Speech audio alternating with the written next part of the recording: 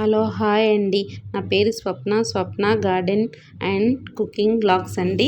ఈరోజు మీకు చూపించబోతున్న ఫర్టిలైజర్ అండి. ఇది నేను ఎలా తయారు చేసుకున్నానో చెప్తానండి. ఇది ఏం లేదండి, మన ఇంట్లో వేస్టేజ్గా పడి ఉంటాయి కదండి, వేస్ట్ అయిపోయినవి అదే అనమాట. ఇందులో నేను ఇడ్లీ దోశ ఇట్లా ఉంటుంది కదండి, ఇది dosa batter, multigrain dosa batter అండి.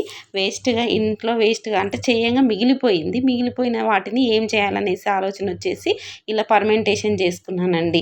ఇక్కడ చూపిస్తున్నాను కదండి, ఈ చెట్లన్నిటికీ నేను ఇప్పుడు ఇది లిక్విడ్ యూజ్ చేసుకుంటాను. ఇందులో నేను ఏం వేసానంటే అండి, దోశ బ్యాటర్లో పెసలు, మినుములు, సామలు, కొర్రలు అవన్నీ మల్టీగ్రెయిన్గా చేసుకున్నాను కదా, అది వేస్టేజ్ అయిందండి. ఇందులో బెల్లం వేసేసుకొని ఈ బకెట్కి ఎంత అంటే హాఫ్ కేజీ బెల్లము ప్లస్ అది బ్యాటర్ బాగానే ఉన్నదండి, ఒక 10 దోశలకు వచ్చేటంత అంతా కలిపేసుకున్నానండి, మిక్సింగ్ చేసుకున్నాను. చాలా బాగా పర్మెంటేషన్ అయిందండి, స్మెల్ కూడా లేదండి.